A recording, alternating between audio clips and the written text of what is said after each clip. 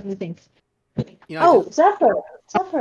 We can probably get started, and then I will watch for her to message me and stuff, because I don't know how long it's going to take her to get back. She hasn't messaged me back yet at all. So yeah, if we're gonna have an open discussion, there's no harm in her dropping in. So I think we can just get going. And you know, if she needs help, then you know, Mia, you can give her tech support or anyone if you're speaking. Or someone else you can can help give her my phone number, and I can do it while you guys are still talking. So it's totally up to you. Okay. I will, if you want to. Yeah, just I need your number then, or actually Put it in the social chat. Okay. If you go to social chat, you'll see my phone number. And if you just want to text her, I'm going to start the session now. And if you need any help, just call Faye. I'll be right here, text supporting. And I'm not going to be talking, so it works out perfectly. So sorry for being late all. Oh, no problem, Sheridan. We were just about to start. You're right on time. So I'm gonna be your Jay today. I'm gonna be the Jamie. So the Jeremy, you mean? Our Jeremy, and Jamie is from our the special podcast that everybody loves. Oh, okay. You know, the Joe Rogan Experience. Oh, is that his Joe name? Rogan has Jamie. I never called him. And Jeremy is our Jamie. That's fair. All right. But he's overworked right now, so we have to give him a helping hand right now. All right. It just went live on YouTube. And... Okay, I'm going silent. Okay. And I'm gonna add Craig. When now you start streaming. Okay. Yeah. Yeah, you were saying? It's okay. You can ask your question. Faye? I started the stream too. Okay, great. Welcome to the Yang Gang Roundtable. It is Saturday, September 5th, 2020, 1:08 p.m. We are a basic income advocacy podcast, bridging gaps in the basic income advocacy community. I have with me Faye Doney, Faye Koo, Mia, Moto, and Hannah Wan, and Sheridan. Hannah Wan, you have not joined us for a while, so thank you for coming. It's good to see you. Yeah, it's good to see everyone. You know, looking forward to hearing your perspective on today's topics, which are just an open discussion. You know, we talk about anything relevant, tangentially relevant even to electoral politics, basic income, and poverty. So does anyone have anything they would like to start the discussion with? It's always an active news cycle in 2020. I would like to hear what Hannah's been up to. I know you've been running around, right? And how did the actual, I mean, I attended one of the summer camp classes, but how was all that overall? Oh yeah, it went pretty great. So when I was in LA, I'm back in Seattle now, but when I was in LA, I was working with Ground Game, which is an activist collective, I guess, activist organization. And they had a Skillshare summer camp, if you will, for activists, just teaching about like basic skills that people need to know as an activist, like medic training or learning how the LA City Council works. We did like a crafting session on like screen printing, you know, because you got to have like cool T-shirts when you're, you know, tearing down capitalism. So yeah, so that happened for about 2 weeks, and that ended, I think, mid-August. And yeah, it went really well. It was the first time that they did it. And hopefully next year, COVID will be over and they can actually have it out in the woods as an actual camp. But this year it was all online, and it went really well. So yeah, I think some of the sessions might be available online. So I'll have to check on that though.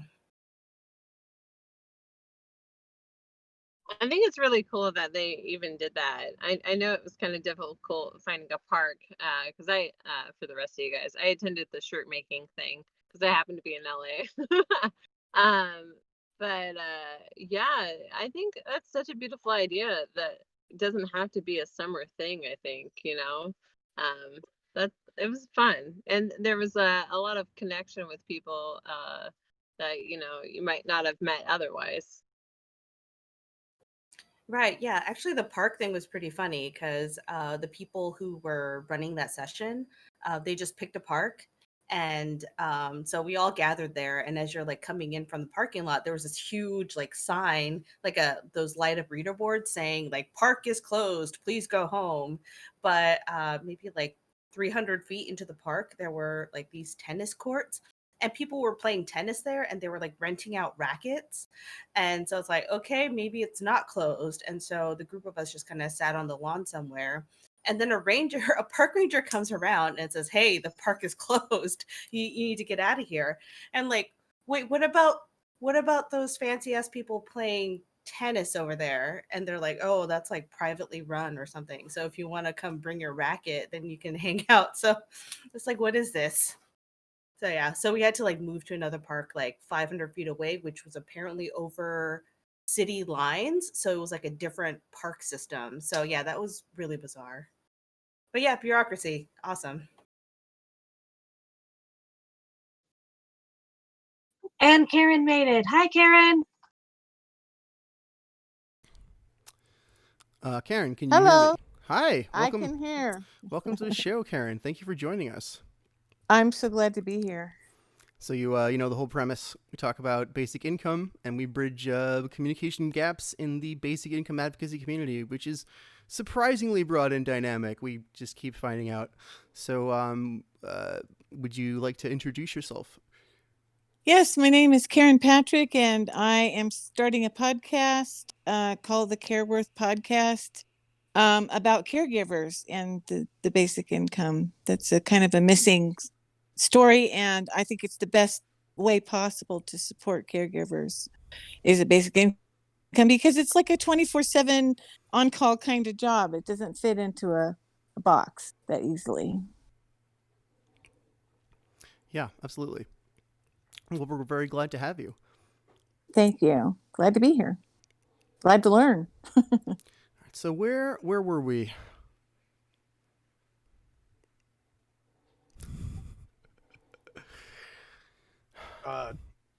Moto. Talking about Hello.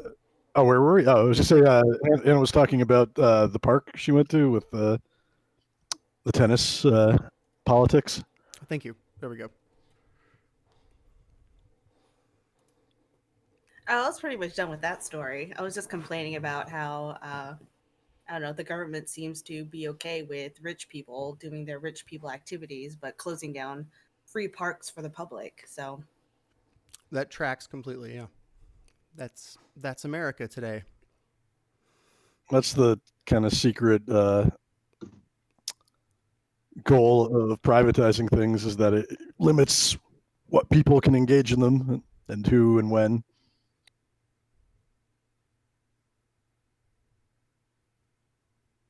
I don't know about you, but I'm still like ridiculously upset about how terrible the RNC was.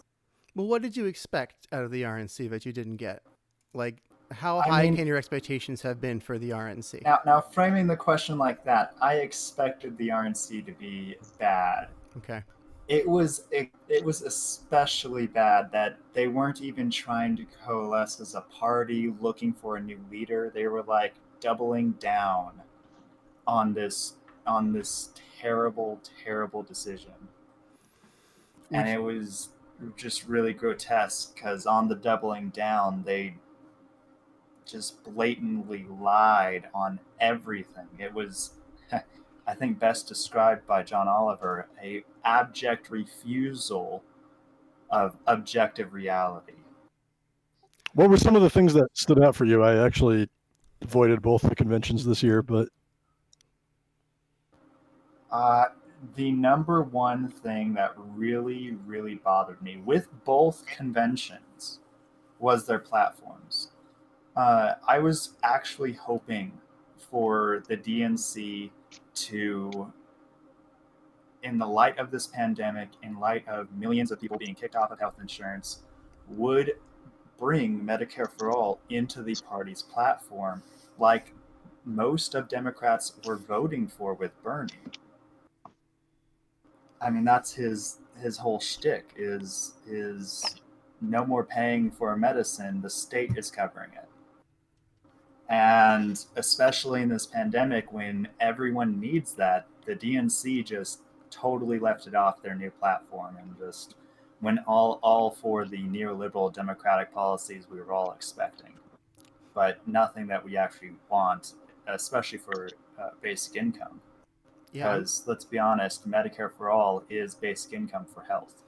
I'm surprised if you're surprised by that at all. You were really expecting them to just put Medicare for all on the ballot after they did everything they could to defeat the guy who. Oh yeah. was Defeating a candidate is completely different from adopting a policy.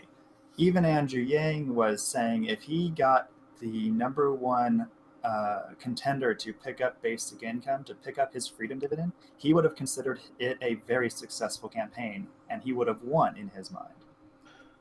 That's the thing, though, is that they're not beating the people just to beat the people. They're beating the people to stop the platforms that those guys are advocating. I mean, there's nothing especially wrong with Bernie or Yang other than the fact that they're pushing redistributive policies that are not popular with the leadership class.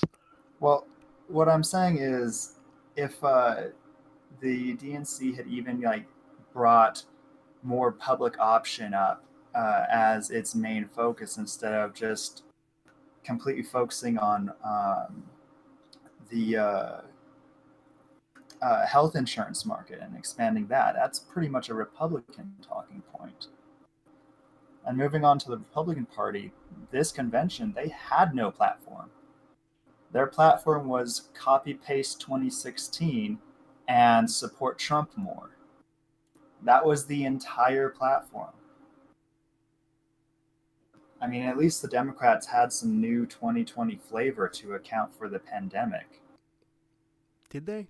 I mean, from what I got of the DNC, it was just sort of to gin up fear about how bad Trump is and how much this was an existential crisis. Yeah, that's the main policy or the main politic of the conventions, but the platforms are what I'm talking about. The actual things that were voted on during these conventions. Okay, yeah, there was a drop of substance there. Yes, the preliminary for the things that actually precede the televised event. Yeah, there was a formalization of the platform. The boring roll call of states and what they vote for and what they amend which to the Faye Doney was an elector for, I think, right? Hey? She's not on here. I'm here. Yeah. Zephyr is playing a video game in the background, so. Yeah, okay, I'm going to drop out. Okay. All right. So anyway, I did run for a delegate for Biden to go to the national convention for the Democrats, and that's it. It was a simple 3-day event, and anybody could watch it, but I don't know what the actual participation is, so I'm going to actually ask the person who went from my district if she will come on our podcast. Looking forward to hearing with her. That firsthand. To find out what it's like to actually go. It's of course, okay. this year was different because it was a virtual format. Huh. Yeah, just a bit different. But honestly, I'm not expecting next year's or the 2024 convention to be terribly different. I think we all saw a lot of value from having the distribution of the virtual conventions. Do you think they're just going to keep that as like a supplemental aspect of it, or do you think they're going to move to doing it? Oh, it was very literally made for TV. I mean, it was really very easy to integrate with all kinds of ads and networks. So I don't really think they're going to go back to a more costly convention format. It had a real pay-per-view feel. Exactly. Yeah. And actually, you can't really protest them and cause scenes outside, so that might actually be ideal. That's what I'm saying. It's a lot more controlled. And that seems to be the party go-to no matter what side of the aisle you're on.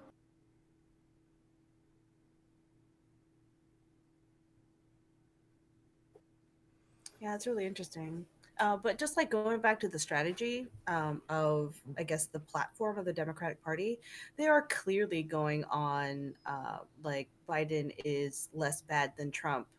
So I guess campaign. So yeah, it's like they don't really care about the liberal left or the far left part of their base because I think a lot of the people who voted for Bernie kind of feel like they're I guess held hostage, I guess, right? That's a good way to It's put like it. we have to, yeah. So they have to vote for Biden mostly. Of course, there are definitely the independent-minded Bernie voters, and just like we have independent-minded like Yang voters who like they're not affiliated with any party, but a lot of people feel like we just need to get Trump out. So by not having something like Medicare for all on the platform, I think they're hoping to grab like Republicans who are sick of Trump and just want a better option, just make Biden that much more appealing. So yeah, it's a really craven Yeah. strategy, and it really dilutes what progressivism is and what the Democratic Party should be standing for. And like tragically, the tactical response from the progressive left is to withhold the vote for Biden, right? But then you get Trump, so it's a real double bind, isn't it? Because yeah, that's just the problem with the duopoly of the American political system. It's just what do you do? Right. Although I'm really interested to see what the third party is going to drum up, like the libertarians, because like people like to go off on like Jill Stein voters in 2020, and it's like Gary Johnson had way more votes than Jill Stein, and I seriously think that if it weren't for Gary Johnson, Trump would have won in a landslide. Like, to be perfectly honest. So I feel like people are just like ragging on third party voters uh, without a lot of reason behind it, you know, because like not all Jill Stein voters would have been Hillary voters. Like actually a lot of third party voters wouldn't have participated at all. And like not all Gary Johnson voters, you know, would have voted for Trump. But I mean, a good portion probably would have. That's the truth. But I mean, I think And I think the majority of people subscribe to a different narrative, unfortunately, you know? I've actually seen this cycle Democrats specifically. I do think it's a little bit opposite. I think the Green Party has a bit more ballot access than the Libertarian Party did in 2016. So I think the Greens have a lot more of an opportunity to take a sizable lead, even maybe get federal funding. It seemed like the Libertarian Convention was kind of a mess this year. They wanted, God, I forgot his name. They wanted some dude to get nominated, and they ended up with somebody else. I need to look at the names, so I'll put them in the chat. But I know they built up a certain amount of enthusiasm for a candidate who I guess dropped out because he was worried about Trump getting reelected.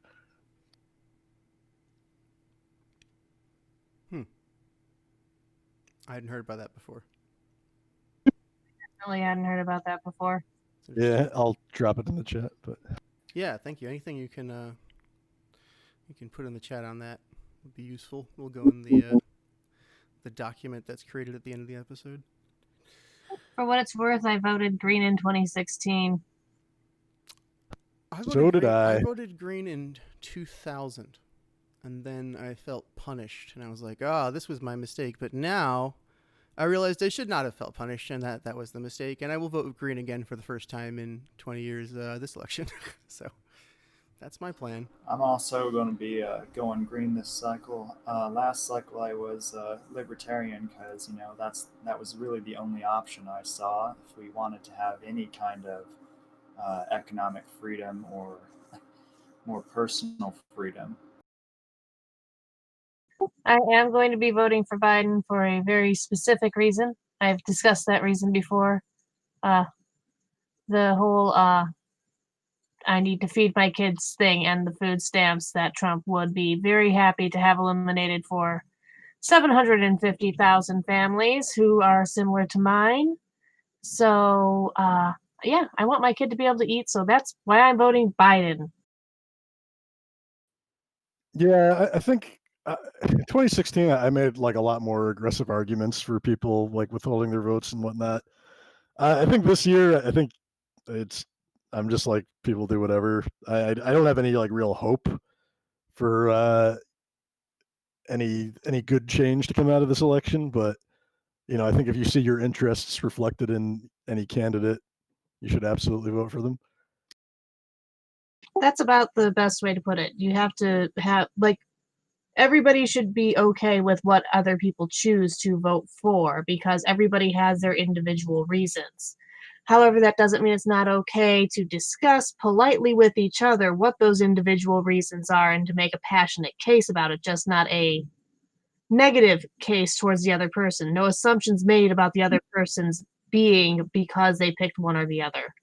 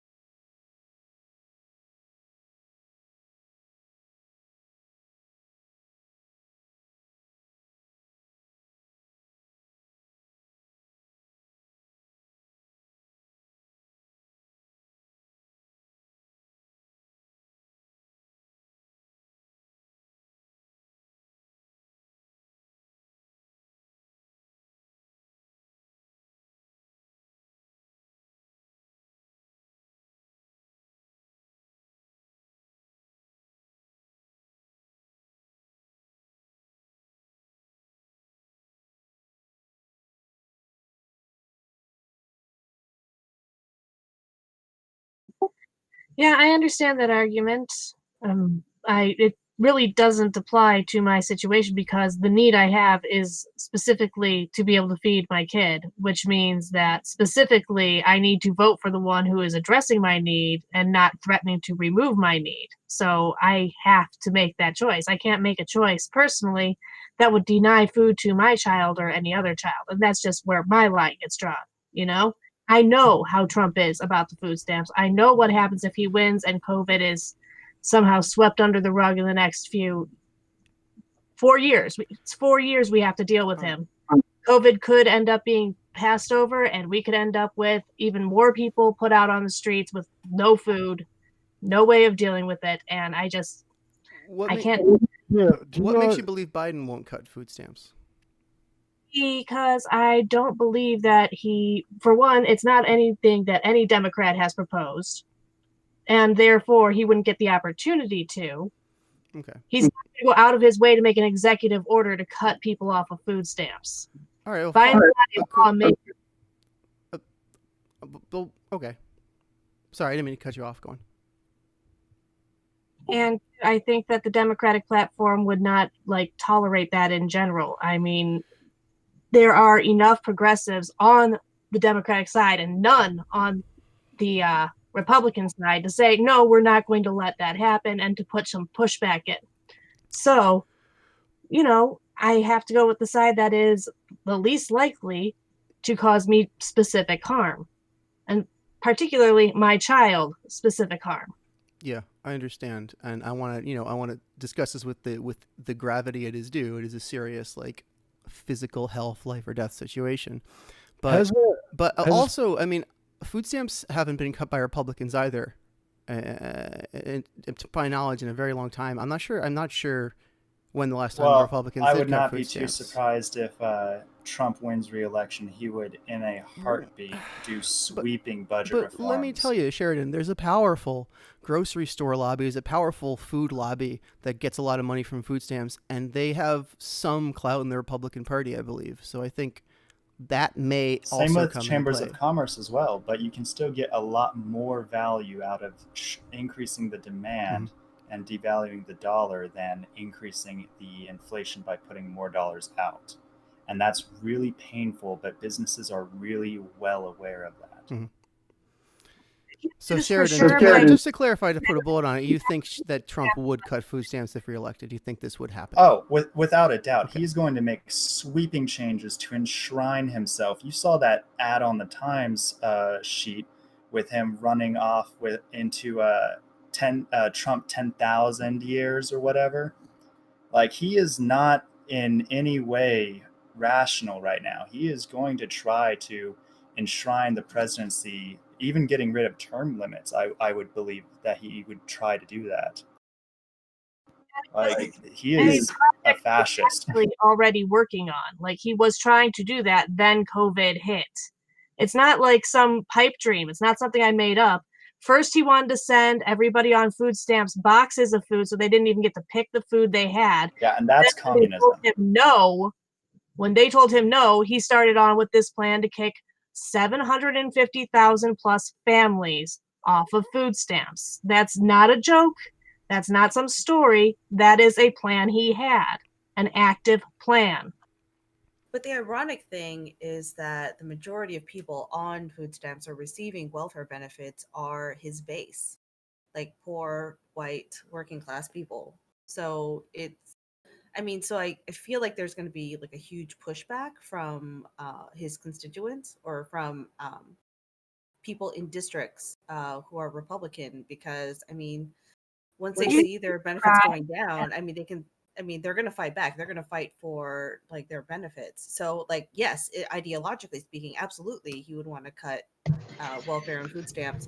But I think in reality, though, it's like people care about what's coming into their households, just like you. So Be I think surprised it'll how many of backfire. them will tell themselves that they are not the problem that they are expecting them to get rid of until it's on their doorstep. There is a large number of them who think, yeah, but I'm the exception to the rule. They're cutting 750,000 families, but of course they don't mean mine.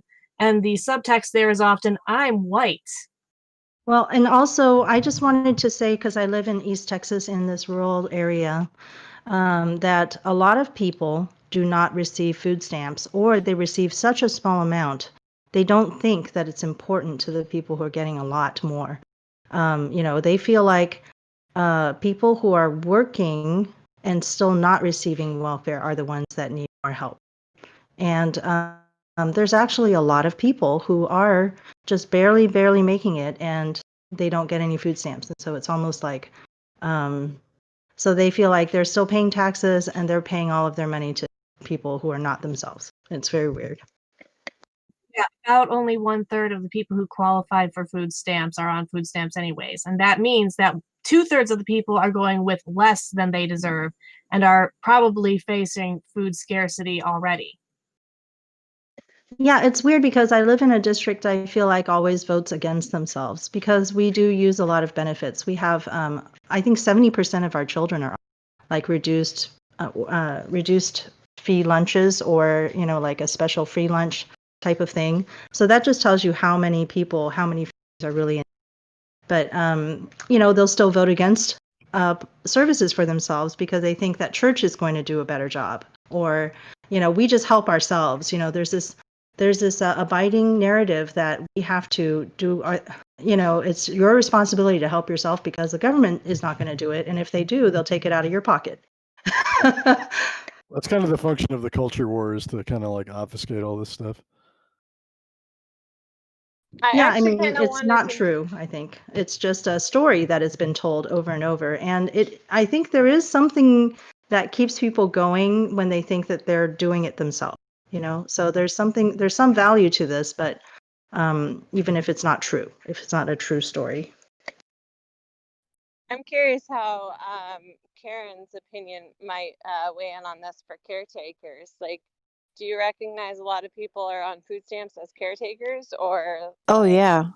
Well, reiterating what was said about not everyone who qualifies gets that, because there's this running around and filling out paperwork and meeting deadlines of the meetings and stuff like that kind of creates this, you're so in such a level of survival, and you often miss those meetings, so you're just kind of on that hamster wheel, not enough even to look up and see what's going on or what could potentially going on. But yeah, I would go with that. the fact that the food stamp program, so I'm thinking between Biden and Trump, the Democrats would be more like status quo on that. That's a program that's part of their arsenal of this is what we do for the people kind of thing. What they're less likely to do is, of course, entertain any changes in that, which of all the times that we need to be paying attention to policy is now. Watching the two conventions was like, okay, cults of personality both ways, and much of a change from what it used to be where it was policy driven, and then absolutely rigidity on either the Republicans always wanting to cancel stuff with no replacement, including healthcare. So Yeah, do you remember that American Healthcare Act they tried to get done a couple of years ago? yeah, well, it's and then health, and they're not even looking at the healthcare ramifications of people who do survive COVID. This is something that's on my mind a lot. Is okay, yes, we're getting Same. we're getting some survive. In fact, actually, Because most of the there's yes, they're planning with this herd immunity tactic on the federal level to kill 2 million Americans. But what they don't tell you is another 80 to 130 million people will have an entire life of heart problems, lung problems, and all kinds of other disastrous chronic issues because of yes, COVID alone something we don't do a good job at is supporting without people having on comorbidities. disability. Yes, Right. exactly. And when you Yeah, I get have a friend. comorbidities in the mix, that's practically every American on this continent is going to be dramatically affected. Yeah, I have a friend who's been reading in on a COVID survivors Reddit, like subreddit thread, and yeah, it's really it's not fun.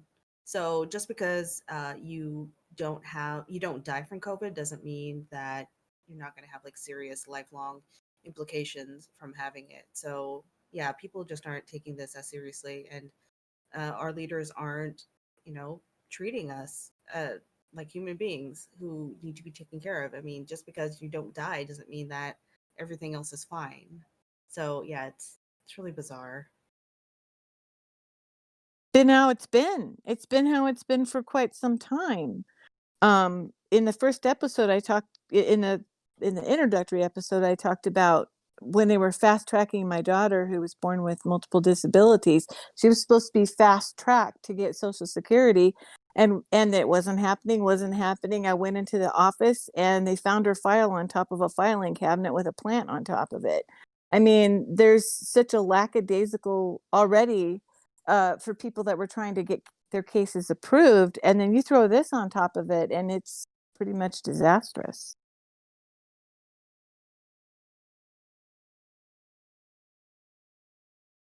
Yeah, So, and just making it a right of citizenship would help with so much of these gaps.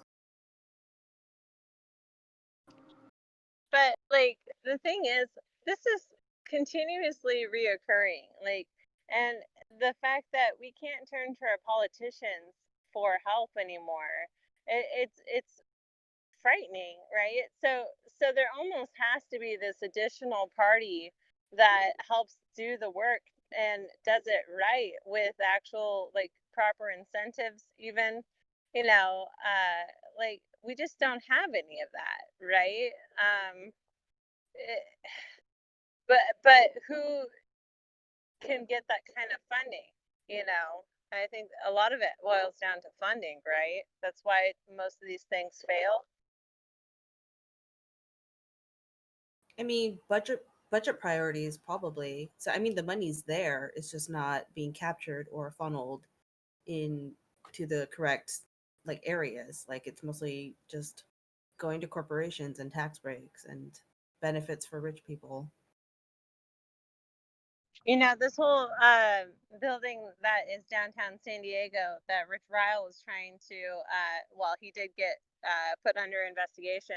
Like, that's $18,000 a day of taxpayer money that is being spent on rent on a building nobody can use. And it's been that way for a few years, right? And now there's probably going to be a couple lawsuits for the people who did move in briefly, right?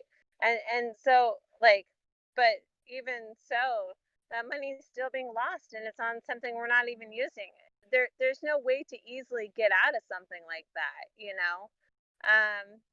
But like at least it's under investigation. But it's like, what else needs to be investigated in our country? Why is the money not being delegated to the right places? We need to look at the source of the money. You know, I think follow the money. We can find a lot of the problems.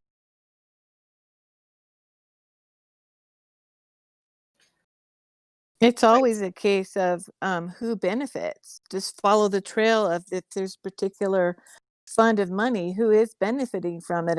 And I've kind of tracked that it's the people who work in these various benefits programs who get their benefits and their salary and the physical plant and everything paid for before they run the clients through a gauntlet to receive benefits. It's something to pay attention to. For one thing, we could automate a lot of the distribution aspects.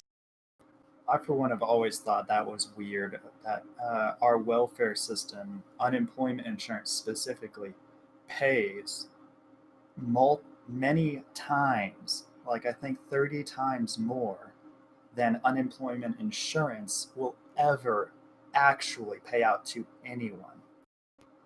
Why are we hiring people to decide on how much other people should make?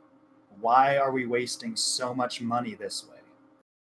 It's just a string of waste. Because the object isn't to save money. The object is to uphold the ideology of. I know. It's for hard work jobs and bootstrapping, influence for the government, of which are neither of the government's domain. So how do we change it, though? Paying people a basic income, like we've been talking about. Valuing a person's life directly, because people have value. I cannot believe we have to make a political movement around this when tax cuts don't even have to deal with trials. Like, when was the last time we publicly tested a tax cut in a small zip code? Never. We do not need to trial this. People have value. I cannot believe we have to chant this. It should be a lot more like intuitive that is a very useful step in this, particularly when you look at the way our entire economy is run, how it's been a consumer economy for how long, and once you lack consumers and people getting money, it's going to staunch up the flow. So this is a particularly huge highlight. People should be like marching in the streets en masse, but we're just barely starting to get majority support for it in the overall. We got 55% now. So it's going faster than you would think of any other policy. What other policy goes from the percentage that I have to agree. Even cannabis has had a remarkable increase in public opinion, and it was 12% in the 60s to 60% today, which is 50 years it took. In less than 3 years, basic income has done that exact same march.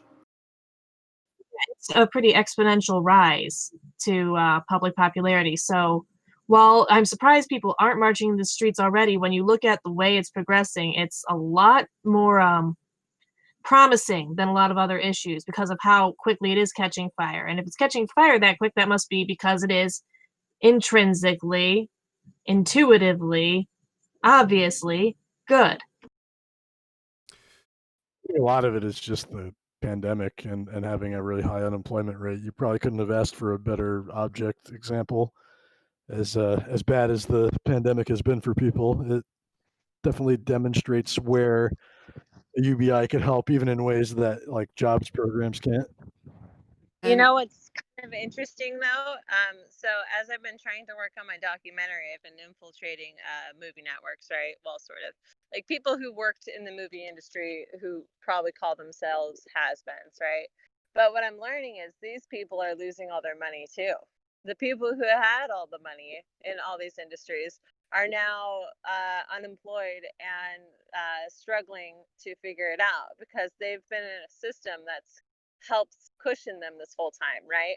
But now, yeah, movie businesses, conventions closed, Comic-Con's closed, right? That's that where they would get their signatures and all this other stuff, and now those are gone. And like they're trying to do Zoom calls for say Dragon Con or whatever, right? Try and make money through that, but like really these people are scrambling to figure it out because they've mastered an old kind of way of marketing themselves, and it's not translating to current society, and it's waking them up, honestly. It's interesting because I've been working with this guy Brian Prosser, who worked on a lot of the older TV series that like I grew up on. Like I watched Xena. He helped on that. He helped on a bunch of them. But anyway, he's telling me these stories of like behind the scenes of what happened even in the movie industry, which I'm like, ho ho ho, right? It's weird to like see through the camera lens, to the other side of what's going on. But these people are perking up at hearing what's going on with this, because he's actually been helping me out with like speaking to them and trying to get interest in this. And if we could get them interested in this, I mean, I might finally be on Netflix's radar. Sort of, I'm not 100% guaranteed on that one, but like the thing is, it's finally happening. And if we can do this and push for getting on Netflix, we could get in front of a lot more people. We just need a powerful message, and that means I need help getting money as well. But like these are people who used to charge a lot of money just for their time, and now they're not even getting that because nobody's even wanting their own time because they're distracted at trying to meet their basic needs, not getting dressed up and buying merchandise. That is a strange thing to think of, like the celebrity side hustle business going downhill. I'm sorry, that's the part that stuck with me, was this thought of all these like people who are probably making hundreds of thousands for appearances, and those are just gone. Yeah. And that raises the question, is that the kind of industry we even want to protect? I'm sure it's going to get a lot more cutthroat between them, like, at least in the short term. There's just not going to be as many, like... It's the market we want because we can redirect their attention to more activism instead of all these nonsensical, fun things that have wasted our time and energy. Like they could actually have power, and I think I can help inspire them to be empowered like that, because like there's finally a spark. But the other thing is, these guys are, I remind them of their daughter, okay? And I'm noticing this with a few other individuals, like because because of divorce and separation of children from their parents, a lot more kids that I've noticed spent a lot more time with their moms. And as I've been traveling the US and talking to people, a lot of dads are missing their kids right now. They're just like, I wish I could love on my child and give them all the beautiful things. I even structured my whole life around it, but now the kid doesn't even like me because the mom is making me sound like a terrible person. Like my mom did that to my dad. Okay, so this is stuff that does happen. But now like they're getting older, and that like emptiness is feeling a little heavier, but then they see someone excited to make the world a better place, has a template on how to do it, and is like, here is like, please help me and people who maybe I do remind you of your daughter, save your daughter, right? And so like it's waking them up to realize that there's a generation that is behind them that is struggling, and they can actually do something about it. Or at least that's my opinion, I think. We love that.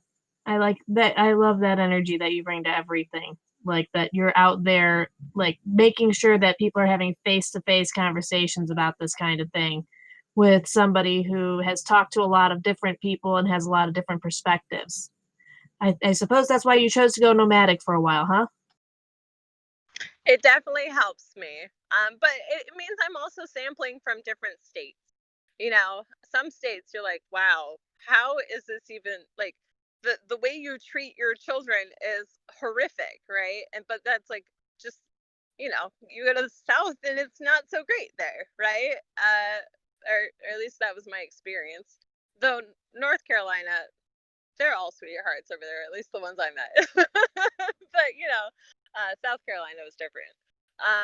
But yeah, it's like a sampling of the real world because we're all behind computer screens, right? We don't talk to people as we pass. Maybe we do when we say hello, maybe a nod or a wink or a smile.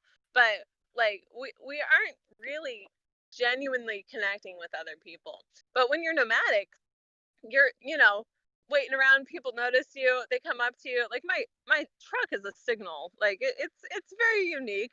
People have randomly found me that I know, like, hey. But see, not a lot of people even send a signal out to the world to come talk to me, right? We have all these plain basic uh not saying that's bad. I'm just saying we're not trying to engage with other people because we're stuck in our own world. But if we did do some investigation and had conversations with those people who are homeless, like I have, you find out these are people who are whistleblowers or people who were in a bad relationship and had to escape. Maybe they were, thrown in jail one time and now they keep going back in jail because now they're targeted, right? But like, these are what I'm hearing. And it's like, why are you getting so much more harassed than anybody else I know who lives in a house, right? But like, they're not doing anything wrong except for trying to exist and sit out front of a building to stay cool instead of a nice AC unit, keeping them cozy. It's just a struggle for anybody outdoors, and nobody sees it because they don't try.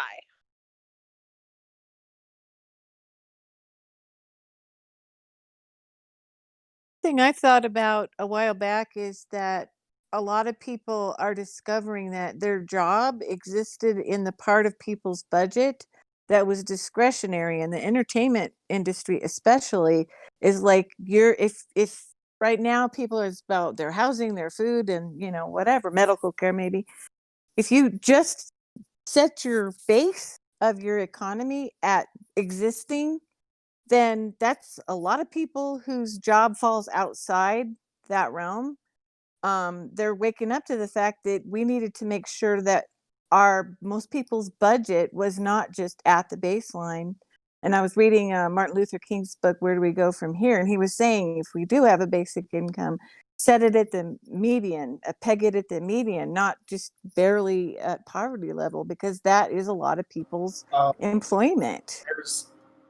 I am so glad that you brought that up because Martin Luther King was a brilliant economist, even if he doesn't recognize it. Because if you don't have enough money to have disposable income to spend on things that aren't your basic essentials, there is no economy. There is no growth that happens in our consumer markets. We will stagnate if we only have a poverty basic income while we continue to see these incredible divides. And talking about middle class, there won't be one if we have a poverty basic income. There will only be the poverty people who have only their basic income and are just desperately trying to survive, and the wealthy machine owners, just like we have now. If we allow that disposable income to happen and allow small businesses and medium businesses to trade, then you can actually get a very diverse social ladder where you can keep climbing up to these large corporations. Well, I also want to point out, think about it, like football players. Okay, so they are on show. People are making money betting off of this like entertainment, right? And then you have race cars. You have people watching it, but they're betting on this entertainment, right? And now these things are not happening. Okay, so the players are finally having a break to actually like, wow, my body kind of hurts. Maybe they're realizing that, or they're not working out enough so that they might be like slowing down a little bit. I don't know. Maybe they're working doubly as hard. I don't know, right? But their resources are also minimized because the gym's closed and stuff like this. Okay, so like their normal way of life has been like moved so far off balance that like these people are probably also waking up, but also the people who used to bet on these things, right? They no longer have this opportunity to bet on it. But people also bet on politics. That should be illegal in my mind. Like, we should not be using people as puppets in entertainment and sources of income, right? People do bet on stuff that like is super toxic for our country. I think it's not right. Honestly, I don't think that framework is terribly toxic. I think what's more toxic is that citizens themselves can't alter that framework. If we had democracy dollars or a basic income, we could put money into the political game and make the outcomes change. So that even if people are betting on these things, it's just entertainment. Yeah, that's the beauty of the democracy dollars, is empowering individuals to actually hold their representatives accountable by basically deciding who wins the election by paying attention. That's a beautiful cycle if it could get started. And that I say basic income or democracy dollars because the basic income would do the exact same thing on the political sphere, maybe even more so, because it would also be acting on our market sphere. Because capitalism really is a democracy of money. And when people can actually vote appropriately and have the market steered well, we can really see a lot of gains, especially in communication, when more people want to communicate things and people are spending a lot more money making books, making podcasts, making videos, trying to change their culture directly. I'm not sure that I describe capitalism as democratic. I mean, the market aspect of it, perhaps, but that's not inherent to capitalism. Well, capitalism is a merriment of narrative storytelling and math, and democracy is really a just math and social storytelling. So I like to draw that comparison. Not sure I follow as far as storytelling with capitalism. Well, try to sell a product. Well, yeah, I mean that's marketing. I mean, capitalism is ownership, and the inherent in that paradigm is that some people own and some people don't. And So how you do can't you really get a extract what ownership democratic. is? Ownership is a story. It's a legal framework. It actually Again, laws is are a enforced by story that power. we've agreed on. I mean, who has agreed on it exactly? You know, it's the people who have the power to set the agenda. It's not a consensual reality. It's a actual framework enforced by like literal military Oh, I agree. It's and a potentially rulebook violent we all force. play by. It's a story that we all agree on. You know, I understand what you're saying. Like, I mean, realistically, if we got rid of all the laws, right, what would happen to the world? Like, we agree upon certain systems and narratives that this is what's supposed to happen. But I mean, like, what is that John Lennon song? Imagine, imagine a world that, has no countries. Imagine a world that doesn't have, now I'm failing at my lyrics, but anyway, like we have this narrative that this is the way things should be, but I mean, it's not in alignment with reality anymore, right? That's the problem. Well, I will agree that we've definitely taken a lot of abstract steps, and I would say that's a major flaw that we've had, especially in our economic policy. I mean, in the 70s, we could have really actually valued people in our economy, and we decided not to. Well, it's interesting that you use the term we. So I think this is an interesting intersection of capitalism and so-called democracy. Because when you say these are the rules that we agreed upon, I mean, that's not true because the way that our democracy is set up, it's very much money based. So in a sense, our democracy is capitalism right now. So the people at the top making the rules and changing the rules, they're the ones who have the political capital, in this case, literal money, to help elect people who draw up the rules and change them. So yeah, it's a really interesting discussion, but I don't think we've ever. I mean, none of this is fair. None of this is based on reality. It's definitely all based on power. So I guess like thinking of democracy and also capitalism in the under the framework of power is probably uh, it, the discussion like melts together a little more. It's kind of like the same thing, so to speak. Oh, I completely agree. We've lifted business lobbying from a fringe activity in the 70s that was actually frowned upon by journalists, by congressional members, by even other businesses. And we've lifted it to a industry legalized and staffed with intuitive personnel because of Citizens United decision. But we did not, in step, raise the power of the American people, like you put it. The American people are absolutely outgunned and outfinanced to create a world for themselves.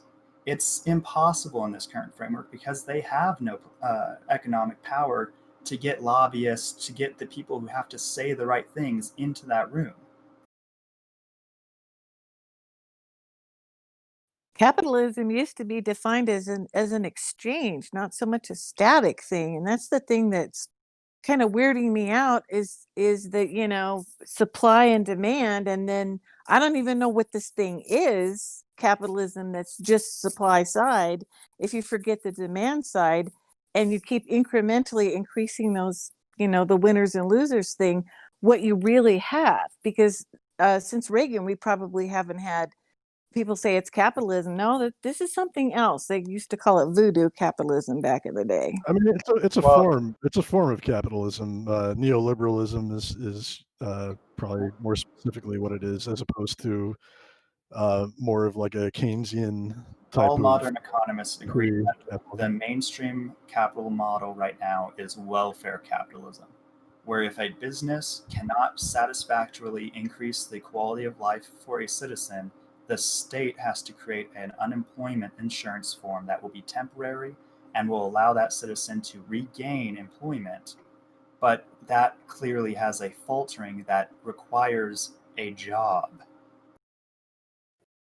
So I thought Right. you were going to say that it's eliminating more that. like corporate welfare, where if you're big enough and you have enough money, then the state is going to bail you out. The quantitative easing aspect of our crisis is actually a really interesting one, because I think that's a very natural part of a macroeconomy, in that we should be nationalizing these large corporations and bringing them into the national equity directly instead of continuously putting taxes on them. I would like to ask Karen what voodoo capitalism was going to be, because that cut a little short, and I'm a little curious because it sounds fun, but I'm sure it's very, very terrible.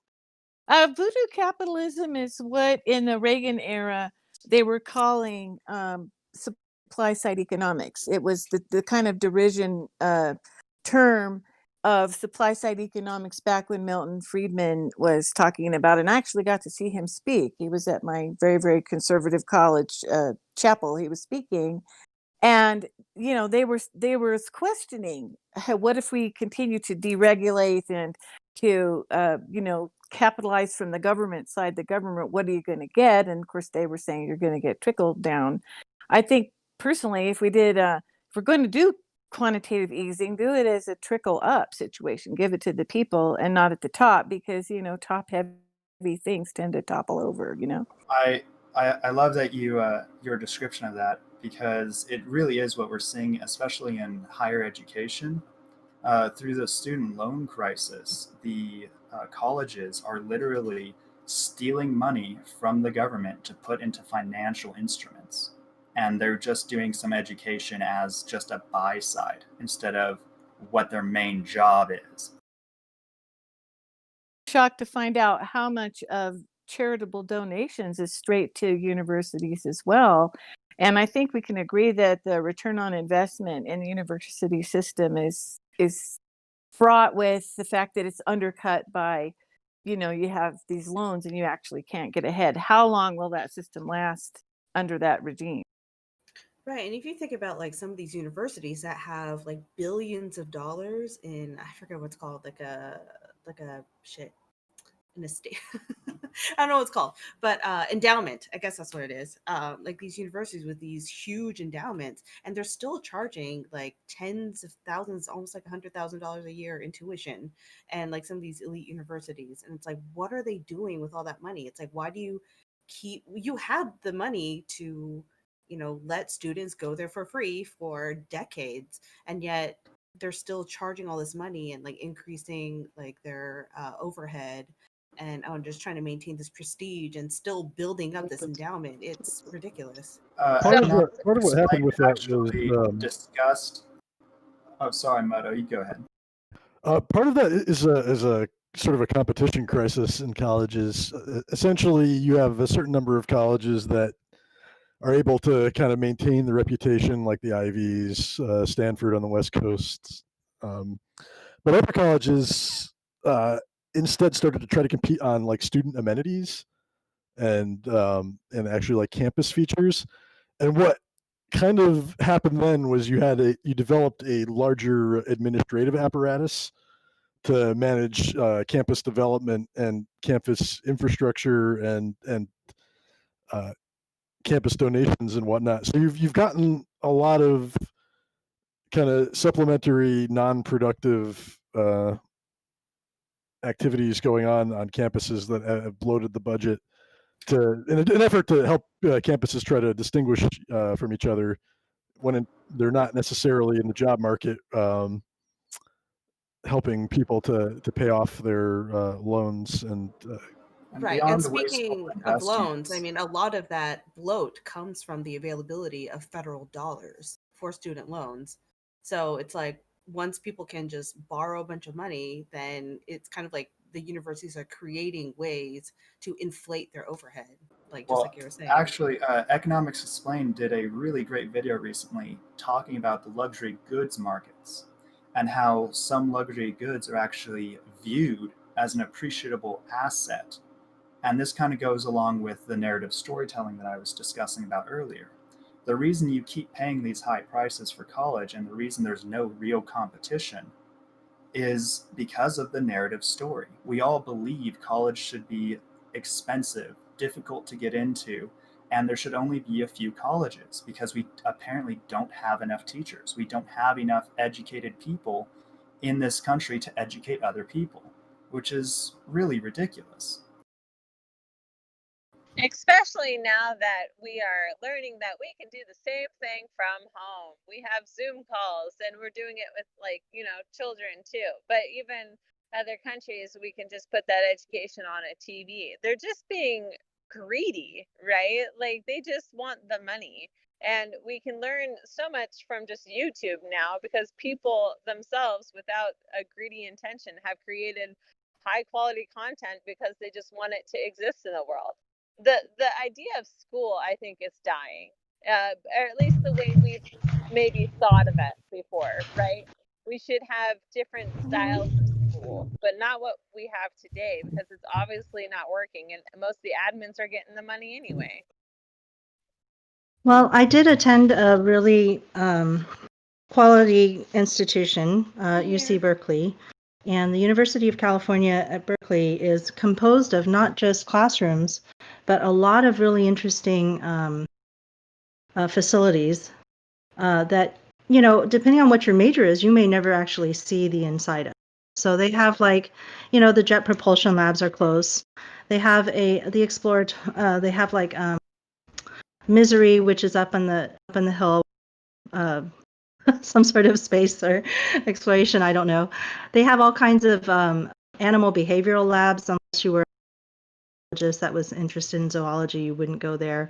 They have an off-site campus which has they have what do you call it? The Earthquake Engineering Research Center, where they have the shake table where you build models and then shake it. They have laboratories that are building really interesting things with roads. They look at different types of road surfaces and which ones can be permeable so that it can be more friendly to the water table, and just so many different things are going on at a really quality institution like that. Okay. Now that's very different than a community college trying to pass your requisite so that you can like get a simple, something simple so you can have a degree so you can make more money. There's all kinds of different types of institutions, and not most of it, I would say, the really quality stuff is the field trips, right? Being able to go places that archaeologists have marked out as special. Those are secret maps. They don't want everybody to know because Tomb Raider, right? Somebody can go and take your fossils before they're seen. The good stuff is all stuff that is not going to be virtual. It's not going to be put online.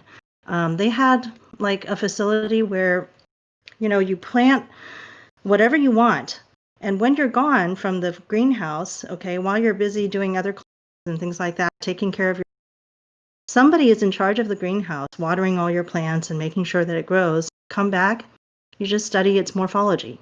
It's like really like all kinds of different things are happening at a real learning. So that's what I think during coronavirus time people are missing if they say we're just going to move everything to right, and that's what would be that would be a problem going forward for a lot of people is not having labs with all that laboratory equipment. I mean, what's the difference between I had the chance when I was a kid to go to a gifted program that I went to their school and I said, well, you don't even have a gym.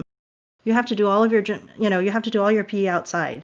You don't have a real science lab with all of the beakers and the equipment that you need to do chemistry. So if you just gather up all the smart kids and put them all in a room, that doesn't make a quality program. That just gives you people who can take their tests. Yeah. So Yeah, it's like I don't think anybody wants to get surgery from a doctor that was trained over Zoom. That was just Zoom. Yeah. So it's like some of these things are important, but I don't think that our model is supporting that. Right. So no matter how much money you give a certain university, it doesn't make them say, well, I'm going to just open up my education to more people. Oh, and I talk about that directly in my book. I say that this is all because of our inflationary posture with our macroeconomy.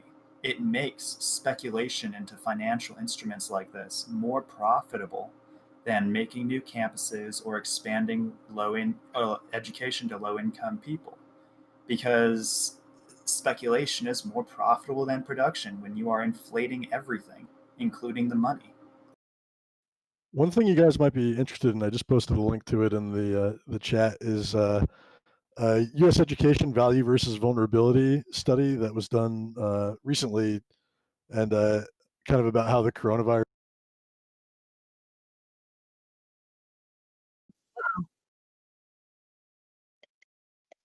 I think the sound is cut out. Oh, I'm sorry. Oh, yeah, you just came back in. It's great. Okay. Okay. Take two. What did you guys miss? Okay.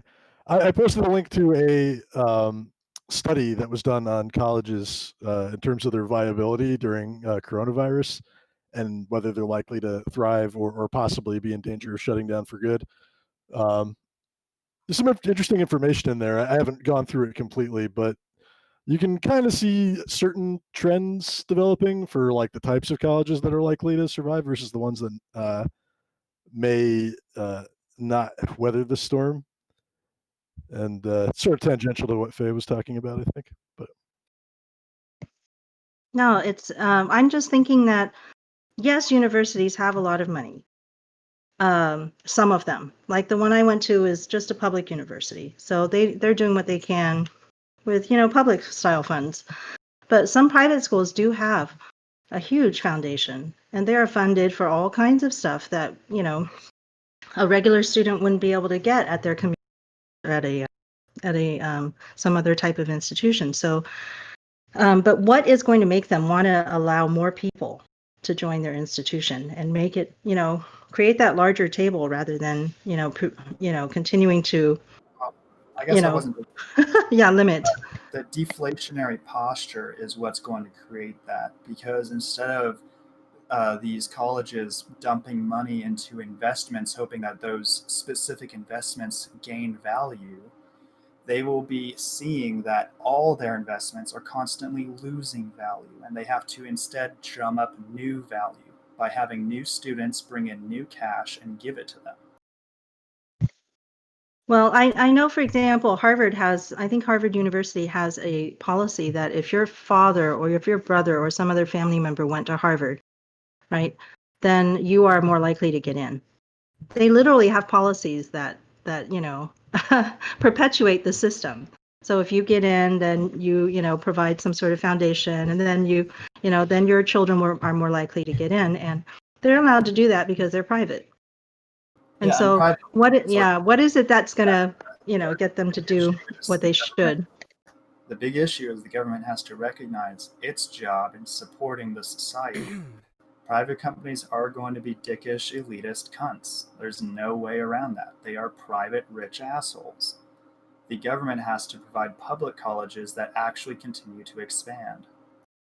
There you go. So that's what it is we have to fund public colleges that really compete with them and that are willing to take in.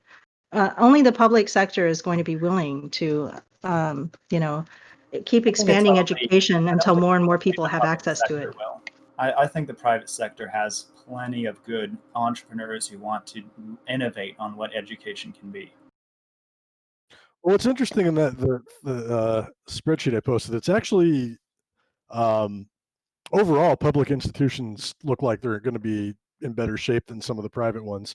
There are some private ones like Yale and some of the big ones that are going to be just fine. They're going to cruise or even thrive, but it's a lot of the kind of smaller colleges tend to be more like liberal arts oriented that are very focused on kind of like small class prestige that seem like they're in trouble.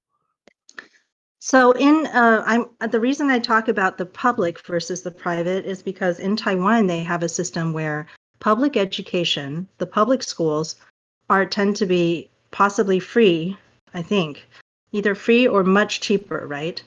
And that's true in our public and private sector here also. But if it's completely free, then it will be even more prestigious for you to get into the free schools than it is to get into the private schools, right? Because you've also earned a free education. So that's what's happening in Taiwan is that it's considered most prestigious if you actually test into the public school. And if you have to pay to go to a private school, right, that means you're already second tier student, that's a reversal of what's happening in the United States. Well, I mean, the thing about education in the United States is that it's no longer about education. It's tied to economics now. So, like if you look at job listings, there's all these job listings like requiring a master's degree, but it's barely minimum wage. I mean, what is this? It's ridiculous. Yeah, we were definitely fed the story that in order to survive, in order to do well in life, you needed to get a college degree, whether that was true or not. Not everybody needs to have like a beyond high school education. Like there's lots of other things to learn besides what you learn at a university, and not everybody has like the same passions or skills that they can lend to the world that require like a professor to teach them, right? So it's just like someone was saying before, like it's an inflation of like a degree inflation, basically. It's like not everybody needs a college education. And but yeah, just the fact that we've tied it to our survival and the ability to obtain our basic needs is what's kind of creating this really weird market. So I think that that's one thing that we need to like, I guess, disentangle, like education and economic security. So how many of us But are for like a free public education? Because I think I would be for that. Oh yeah, absolutely. Yeah, I can get Definitely. behind that, as long as the public education is adopted.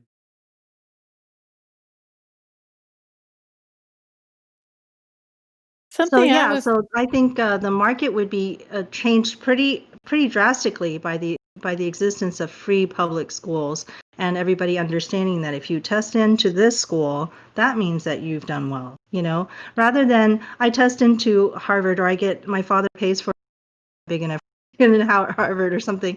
You go to these Ivy League schools that are private in general, and then they give you a scholarship out of their huge endowment. It should be that when you go, you've made.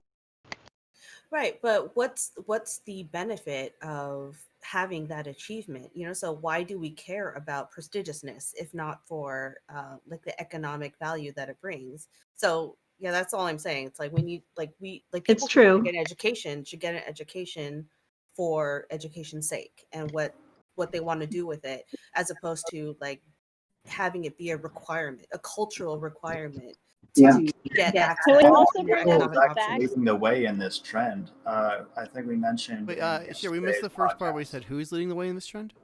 Google.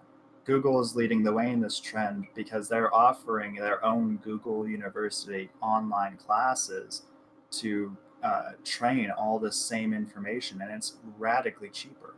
And of course, most major companies are going to trust the education and training Google gives because Google has been a leader in education and training. Karen, you'd had something you wanted to chime in, and I think you gotta or cut out a bit. Could you please go ahead? The thing I'm thinking about, the dangerous moment that we're in. So we were talking about the entertainment industry. If you lose the entertainment aspect of your budgets, then you at risk of losing the arts. And if you're at risk of losing the arts, you're at risk of losing the culture. And once you get to that level, education is right in there.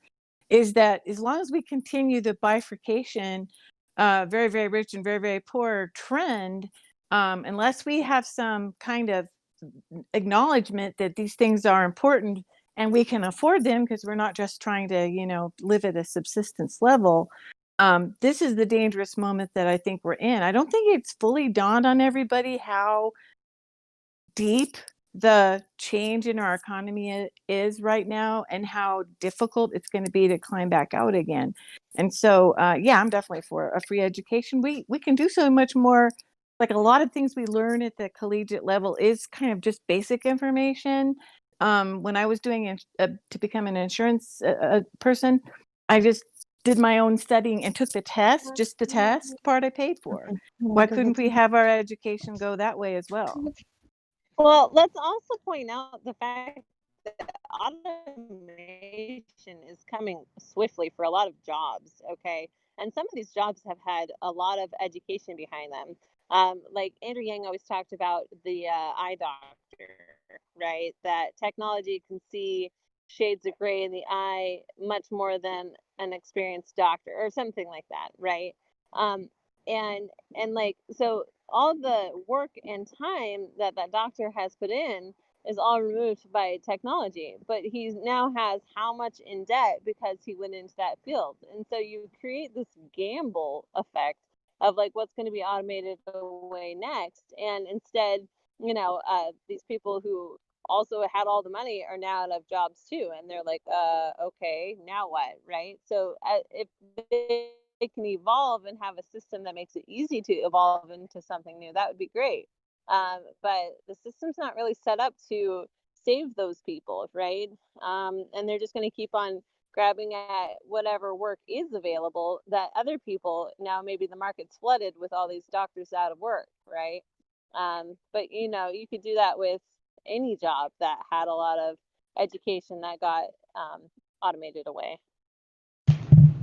It's true that even jobs with a lot of education has been automated away.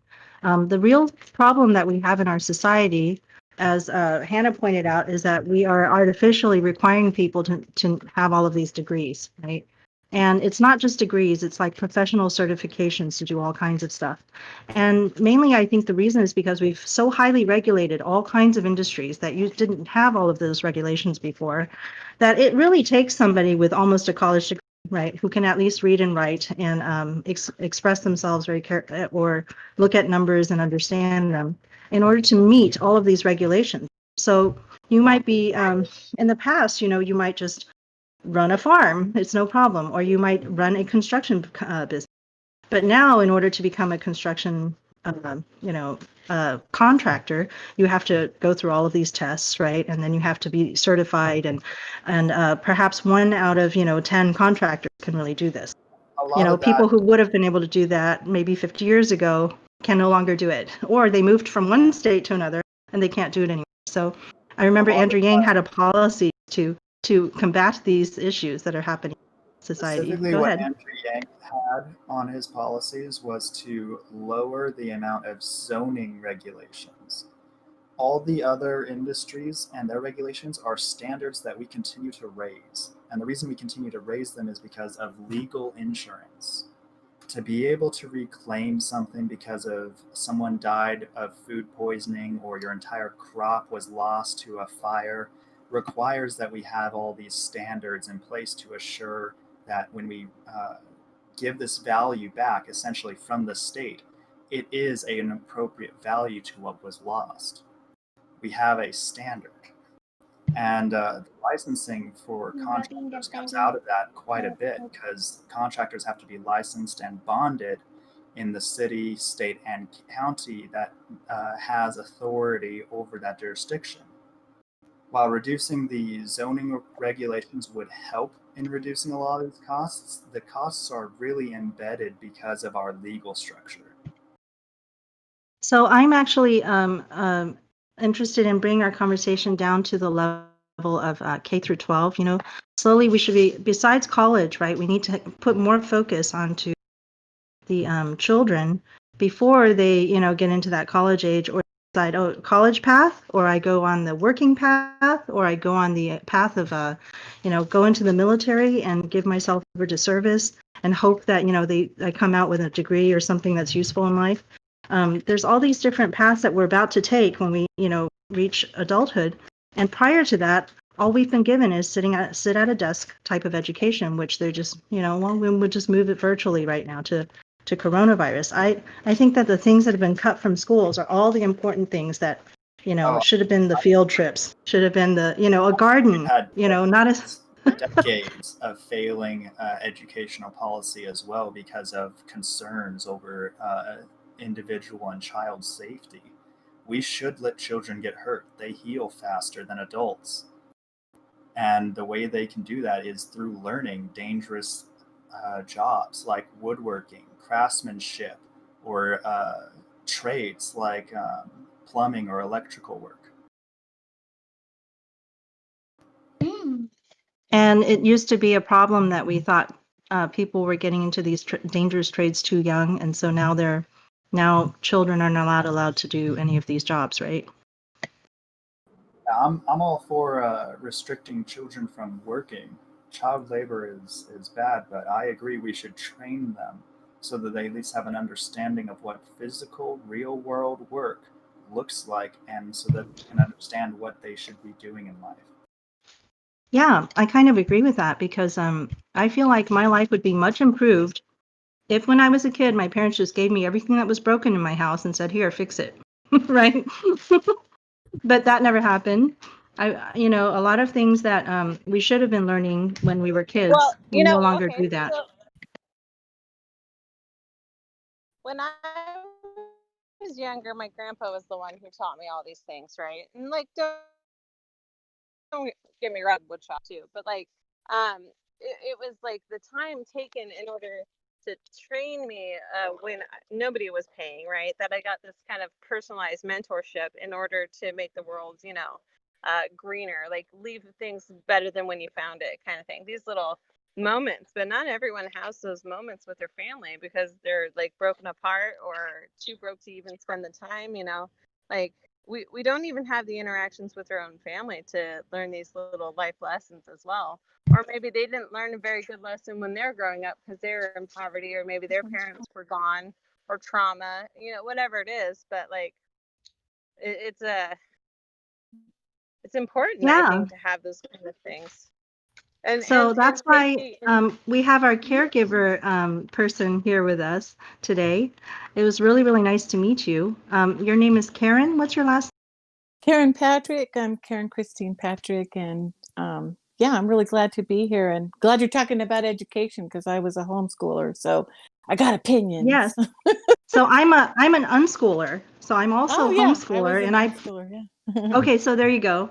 I'm sure that Mia had a purpose podcast so everybody can meet you, but I especially was excited to meet you, and I'd love to hear. I'm sorry. What's the homeschooling and unschooling? I've never heard that term before. Oh, you've never heard it? That's so weird, Moto. I need to podcast with you more often. I'm gonna let Karen tell you maybe. Like, yeah, back when I did homeschooling, it's, you kind of think of replacing your home as becoming like a classroom type of environment. And most homeschoolers I knew do that for a couple of years. And then you go into unschooling, which is another term for it. It's student led. You take the interest of your child as your guide, and you kind of loosen up the structure, and it's far more hands on. So you're doing projects more. And then when we did do studies, it was a unit study. So even though I had different ages and I have one disabled and one gifted, I kind of a difference in ability.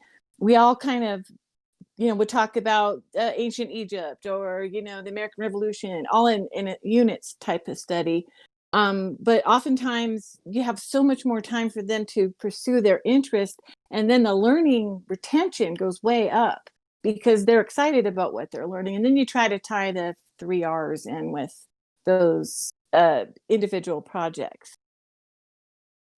Yeah, I put a link in the live stream to someone named John Holt, who was one of the founders, sort of this. At least I think the name may have come from him, and he was a teacher, I think, originally, but he decided that what he was doing at school was not really appropriate for kids. That's a coincidence. Hi guys, can join for a bit because Hi Ariel, you joined us.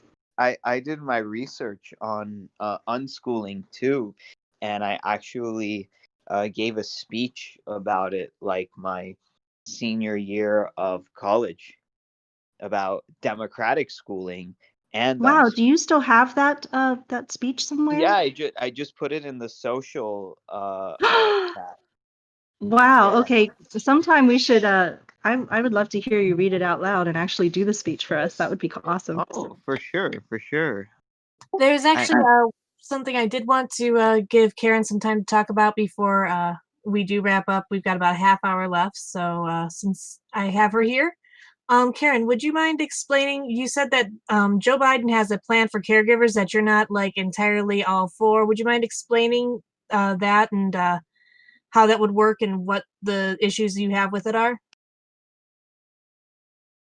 Started my podcast was I've been trying to track like what would help caregivers. So I've been tracking like the AARP studies and different efforts that they talk about. And when I kind of got the gist of it, I have not read it word for word, but when I got the gist of it, it was the idea that it was a jobification of the caregiving role. So it was the idea that we're going to create, give $1 billion to set up a program to train the caregivers and create, that I guess is a jobs-based program.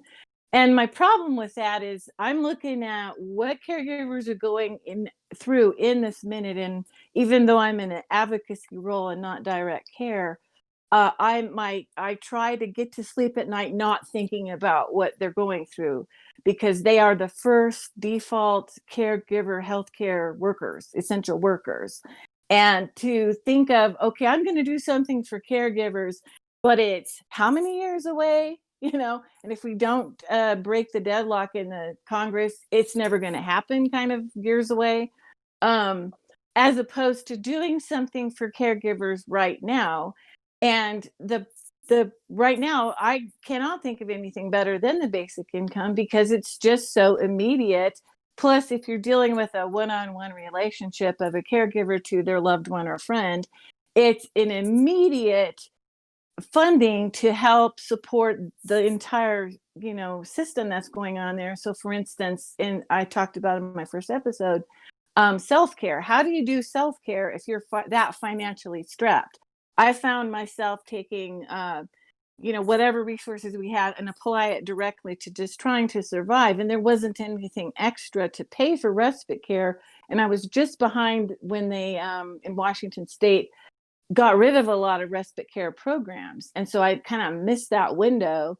And then that was what kind of bothers me in general about the Democrats' approach to things when they're trying to save these programs and they're trying to defend all these benefits programs, of the fact that they don't want to hear anything about the deficiencies of it. They don't want to hear anything about what it's not doing. And that is an area where there's not something happening that needs to. So that's my concern, is that, again, means, okay, I've already been through a program called the Medicaid Personal Care Program Parent Provider. And I only got that the last 2 years I took care of my daughter. And basically it was to give me a salary, but the qualification process was more stringent and worse than any means tested testing I've ever been through, because it had completely to do with the particular things I did for my daughter versus at looking at being on call for that person. So if you have an intermittent need of somebody, they would not qualify for a program like that, even though they kind of have to be on call. And a lot of caregivers are what they used to call sandwich generation. So they're taking care of kids and an elder, a parent or something, or kids and one of the kids is disabled. They got more, duty going on, but they would only evaluate you for one family member that's the most involved. So I see all kinds of problems with what they're saying. I'm a little disappointed in the AARP not recognizing the basic income, although they did have Andrew Yang come and speak at one of their forums. But it's kind of like they're into this programmatic approach instead of just letting people have the funds to, the needs are so different between all these different types of disabilities and challenges. I had a strong need. Go ahead. I'm sorry. It can be different between just a single type of problem. Like the autism spectrum ranges so much from the low end to the high functioning, that the needs you would have between just in that one spectrum are huge and different. There's no way that they could cover them with a program like you're describing. Go ahead. I'm sorry to interrupt. I just wanted to interject that. No, I appreciate you saying that, because my daughter was born with spina bifida and hydrocephalus and was paraplegic, and she's a real sweet kid, by the way. But we used to go to the multidisciplinary clinics at Children's Hospital, and when you kind of met the parents and the other kids, again, wide divergent differences, anywhere from kids that are fairly normal, they just have some walking challenges or something, to ones that didn't even live very long, depending on, the severity of it. So that's also my concern about post-COVID, is the amount of challenge that COVID survivors are going to have is going to be wide-ranging as well, I think. I wanted to also add that I think that the fact that all children are expected to go to mandatory school during K through 12 at this point, except for the few that their parents really, really fight for them, it seems like I think that might also be fueling several things that are going on in our society. It's harder for boys versus girls to grow in that sort of sit down environment, always trying to behave. And also, I think we're medicating our children more and more because, they're not able to handle that type of, I would call it institutionalization, almost, because that's what's happening to them. Yeah, my oldest son was hyperactive. He was a monkey. There's no way he was going to sit in a chair. In fact, he used to like to scooch his back up and feet up in the hallway and do his math problems like up in the air, but that worked for him, But yeah, exactly, is that I think this is kind of an interesting time to watch all these parents taking on homeschooling, and I hope they quickly get to unschooling, because I think it would do better. But yes, the traditional ways that we do things definitely underserves a lot of kids. It's funny. Once upon a time, I was a teaching assistant, like a few decade or two ago, and we used to call that, it was in special education, and we used to call that kinesthetic learning, essentially like kids that had to move around when they were doing things, or otherwise like be tactilely manipulating something, and sometimes the difference was enormous between when you let them did that and when they didn't, and you would try to just sit them down in chairs and make them do problems. And when he had dyslexia as well, so I was investigating how to remediate his dyslexia, and we found out things like cutting out letters made of sandpaper, or drawing the little D, B, and Q was the hard, Q and P were the hard ones for him. So make them out of Play-Doh. There was a way we had to go around the normal, this is what this is, memorize it sort of situation. Well, me and Sheila, Go ahead. Yeah. me and Sheila had a whole podcast about school. I don't know if he remembers that on 50, and I just talked about how amazed I was that there was no talk of money. There was no talk of even if we call ourselves capitalists, there's no talk about how our capitalist system actually worked, like how people got their raw materials, how people were hired, what people were looking for. And it's like, well, if you're going to have a system that doesn't prepare you, then like, what the hell is the point? Yeah, we've cut out all of the important education. I think we cut out everything that's considered school systems all over. Even if they have one now, they're trying to cut it out. Let's cut out all the art. It's completely let's cut idiotic. out all the. It's Yeah. like the schools have budgeting problems, and then the first classes they want to take away are classes on finance and budgeting. It's like, how stupid is that? We've cut out all of the traditional types of sort of training to become an actual, craftsperson, for example. Woodshop, we no longer do wood. Yeah, we don't do woodworking. It's working like, on cars. That used to be in schools. Yeah, just get rid of everything that's practical and make it all theory heavy, and then get mad at the younger generation that you created that's having such a hard time in the capitalist system. It's like you couldn't be dumber if you tried. And that's although at the same time, with the lack of like home economics training, we have like a whole generation of people just ordering out all the time, or getting these boxes delivered to them. Agreed. Or getting all these services. So in a sense, like our education system, it's built crippling a whole us. generation of consumers. So I was one of. I was going to say I was one of the most successful you can imagine from the school system. I had I had a national merit scholarship or whatever when I left the school, and yet I don't feel that it has served me. Well, right? I could have learned a lot more about how to take care of my kids and how to take care of my 100%. Life and cook and build and do all those things that are a part of a regular life for every single person. Yeah. I love to cook now, but I couldn't boil water until I watched Good Eats in my 20s. Like I literally in high school would make spaghetti wrong. Like, I don't know why it's a log. I'm going to order pizza. And I really would have been, I love to cook. I really would have benefited from more home ec. Personally. I enjoy it too, but my parents' thing was, if you let Faye in the kitchen, she'll burn down the house. So always keep them out of the kitchen. I love to be a latchkey kid. This is the ironic, the irony of it. The irony of this whole thing is that a lot of people who have a high amount of financial problems aren't necessarily the ones who are the dropouts in school. There are a lot of people that did really, really well in school and got, very, very high grades and scholarships and, what have you. And they have terrible financial problems. And it's like, well, you can't say that they're lazy or they didn't apply themselves, because they did. And yet here they are. So what are you pointing at?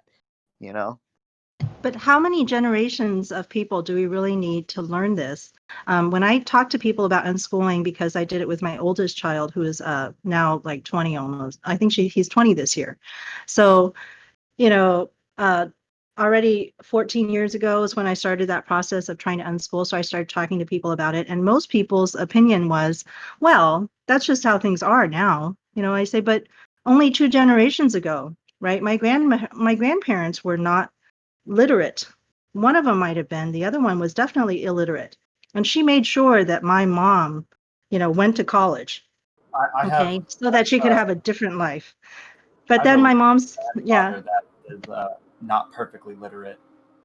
So you're okay, right. So it's like only a couple of generations ago.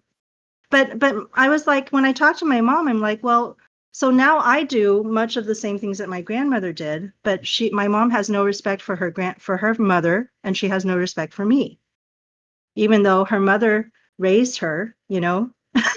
She had 4 children, raised all 4 of them, being illiterate, and and I am literate. I've gotten my degree, but that's not enough proof that I have done everything I was supposed to do. In order to earn my mom's respect. So at this generation, it's like it's generational. Things are changing, especially in immigrant families, maybe, but even in a lot of poor white families that are in the United States. Many people, it's their first generation having somebody going to college, and they're very proud of it. But at the Yeah, same it time, was it's like, for- is this really working for us? We need to start looking at that right No, now. it's not. on the more recent immigrant side of my family. I was the first one to graduate from college, but paradoxically, I probably also had like the hardest time launching in my life out of the Right. family. So it's kind of Wow. an interesting Well. I mean, look at it. You can get a college dichotomy. education and end up at a McDonald's, whereas your parents could drop out of high school and get a factory job where they could raise a family on. So the dynamics It's kind of crazy. completely- The cognitive dissonance of expecting your child to do so much better than you when you've done Right. everything right to send them to college, Yeah. and then maybe Right. it's harder for them. It's really Personally, strange, my right? my The truth is it 4-year was degree for- in English has opened 0 doors. I am in a rock band I called the Ground. What I have done with my But people feel that like homeschooling or unschooling is an experiment, when in fact, I think the whole public school system is really the experiment. That Right. has only happened for about A 150 failed years, experiment. 160 years. I think Massachusetts was the first to institute a real public school Yeah, where it it was was paid Horace for and it was Mann and all free. those other fascists. Well, I don't like them. I- It's like all those other like When our Puritans. educational And- system was invented, Right. I like school for certain things. I think that there are reasons why people should still go to a school. I just think that we have improperly set the priorities for what school should be. And a lot more of it, I think, than is currently, should be mostly about learning to interact with peers of your own age group and, work as a group, communicate with each other, have conflict resolution. That kind of thing is highly underserved in schools as well. And I think that's like probably the best thing that it would be the best at, because you've got all these different kids working together in the same room. And most of the time, they're not even allowed to look at each other. Right, it's cheating, right? If you talk to other people about your work. And also you're interrupting and causing trouble, you're disrupting. If Well, you how talk dare even at they? lunchtime. It's like they drag us to that terrible institution and like put us in these jails, and then they say that like we're doing something wrong. It's like you never got my consent for me to even be here in the first place. It's like you just told me. There's a study I came across recently that talked about in education that like children who are taught for like to memorize and teach to the test, essentially, they tend to perform a lot worse over time and in the working world than Not surprised. students who are kind of taught more of like a dynamic learning thing. And of course, as you might expect, there's that aligns with class in the sense that poor kids in poor districts are learning the test factor, like the No Child Left Behind, and in some of the more like boutique tutoring private schools and elements, they're learning a different we paradigm. moved our whole manufacturing sector to China and automation and outsourcing, and that's why we implemented the modern public school system. So there was a great gigantic disconnect when my generation and some of Generation X was coming out of these shithole these gulags that they call schools, and then all the manufacturing sector totally kind of either ossified, outsourced, or automated, and that's what we were prepared to do, but that wasn't there when we left. So don't you freaking blame us for that. That's definitely an interesting paradigm that a few journalists have pointed out, that now, because of the dynamics of the job market, you have to plan for what job is going to be available 14 years out so that you can have the education required and the experience necessary to actually land the job that does not exist yet. Right. Yeah, It's like completely idiotic.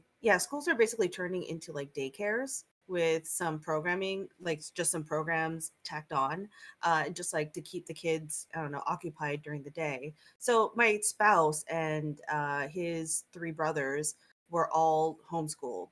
and there's like a stark difference in how they move throughout the world. So in their case, like they were taught to just go with what interested them. So they're very like they have a diversity of interests and skills. Like one is like a skilled musician, he can play almost anything. Another is like a musical theater actor and is also trained to become a pilot. My spouse is a programmer, and he also tap dances. So like these are very well-rounded people because they were given Awesome. the opportunity to pursue what they were interested in and at the pace that they wanted. So like my spouse, like he didn't, I mean, he almost has I think he has his AA degree, but not like a bachelor's. But I mean, it doesn't stop him from like being really successful in multiple different areas. And just like the quality of people that I mean, I give a lot of credit to his mom and dad for having giving that type of opportunity to them. But yes, but my spouse was the oldest, and so he actually had a stint in public schools, and it was actually really damaging for him because he was autistic, and it was kind of traumatizing. So for that reason, he was pulled out. But and yeah, and now he's like very well adapted, and he's married now. So Like, so yeah, like, So so you don't definitely have like to yeah. learn all your social skills like, from school, like what? basically, which is Right. what What? I people mean, they believe. did have, yeah, so they did have like a homeschool resource center. So where a bunch of homeschooled kids came and they had like classes, like if you wanted to do choir, you can like take a separate class on choir. So that was really cool. So Was he and from the actually, Pacific Northwest or what area of the yes, country? yeah, That's yeah, that's where Seattle, I'm yeah, telling or you. I was in Washington State, and in Washington State they have a public school system that supports homeschooling and unschooling. So they Well, actually have homeschooling several in various school districts, and they continue to get public money for those schools, and they continue to get the people even when they are homeschooling. I And the I was homeschoolers are allowed to homeschooling develop their own when programs. sorry about that. I was homeschooling when they went from the kind of more hostile model to that more friendly model. But I've got the word of the day for you guys. Don't send kids to school logs. cool. Yeah, there you go. Yeah, you know School, when they the said school log. when they said like something about me being autistic, I thought they said you're very artistic, and I said, oh yeah, I am. I'm very creative. Like I thought I just put an R in there somewhere in there instead of the U or I art. see. Moto tells a story about Asperger. Which also goes back to my teaching assistant days. This is like when I was 20 or so, and I really didn't have any Terrible. exposure to A autism long time ago. a very basic concept, and I hadn't heard of Asperger's. So we have this kid acting out in class and having a really hard time, and the teacher says, "I think he has Asperger's," and I'm like thinking it has something to do with like what he ate for lunch. Like I thought she was making a Right? Very Yeah, long that's time what I. ago. Yeah, we're yeah. talking like early aughts. That's because, and then I heard it's Asperger's, like with a P, but it sounds like a B, so it sounds like burger. Because he was Austrian. Right? And so, yeah. Exactly. I Yeah. like to think I won though because they don't recognize Asperger's as a distinct thing anymore. So no, it's not. I mean, basically, Asperger's turned into like designer autism for like hipsters. It's like, oh, I have perfect pitch. Oh, I'm a tetrachromat. Oh, I have Asperger's. It just turned into this weird class thing. Wait, Well, Shil, who? because of the difference they're so highly functional that they can band together and create all groups for themselves. But the interesting thing is that Asperger's is a word that is still being. The reason that it was, eliminated from our DSM, the diagnostics manual that we use here, is all about school and services and how money flows. So it's like everything in our country is affected by money, and in other places they're like, no, we know what Asperger's, and we're not getting rid of, you know. Just ridiculous. If everything, it's like, look, if you're not going to be like a cog in our machine, we have like 1,000 labels to put on you and like 1,000 programs and like 1,000 and we're gonna make you feel guilty. It's like, go to hell, yeah. Wait, Shil, you said you were inviting someone who didn't agree with UBI, the kind of like things that, or like, who My was friend that? Sully was going to come on. He's not opposed, neutral, and ignorant, and he wanted us to inform him. He had a lot of questions, but unfortunately, canceled. Schedule that is to be seen. Okay, just checking. I have to leave here in just a few minutes. I was wondering if maybe we should do outros since we're getting around time. That sounds great. Let's begin with you. Sure. And I want to remind everyone, right before you do your outro, just type exclamation point credit and then type your name and any URLs you'd like associated with your name, like your Twitter or whatever, your website, podcast. Put that in a credit. It will appear in a search engine optimized description document podcast. While we're doing outros, please do that. And I'd Also, like to thank Moto for coding Bart, our search engine coded that. I wanted to also make a plug for Shale's event tonight. I hope a lot of people will attend. 7 to 9. I'm doing Jackbox games on this very channel on Twitch. And anyone's welcome to come play with me. Jackbox games, our games, party games. You can play them remotely. If you'd like to participate, you can play just by watching this. I'm gonna invite some. I don't know. I haven't got confirmation from anyone yet. I haven't asked anyone yet. I just hope some people come. But I'm thinking some people from the podcast will come. So if you want to bring other Yang Gang friends, please do. If you want to bring non-Yang Gang friends, that's fine. If people talk about politics, that's yeah. 7 to 9 Jackbox games. Do it for the first time. For reminding me to plug that thing. That's because I am really, really excited about playing games with everybody. That is like my favorite thing to do. It's like a party game, right? Yes, totally party game. So tell me what we're going to be doing because I'm terrified at the same time. Like, I'm excited and terrified. My favorite game is called Mad vs. City, where you're given like in the first part of each round, players generate like Mad Lib style nouns, verbs, parts of speech, just based on their kind of whimsy, and then you choose ones you like in the second part of the round. In the third part of the round, you're given like incomplete, like a series of incomplete sentences that are filled in with the speech parts you selected. You're given like 2 halves of a rhyming couplet, and you fill in the second half, and then what you've written is performed pseudo-rhythmically by a sort of rapping giant robot, and it's really, really great. Really great. So how do people come and join the game? Because you can have how many people play? I think you could have like 8 or 12 participants actually entering prompts, but then the audience of people who vote on which prompt is the funniest and wins the game is like endless. So there's wow. And what do you need? Do you need technology to play this game? Do you need a phone or any web capable device that can load you play through a website which will give you like text prompts to enter that will become integrated into the stream the game presents it. And it has a very so if people want to join us style presentation. Yeah.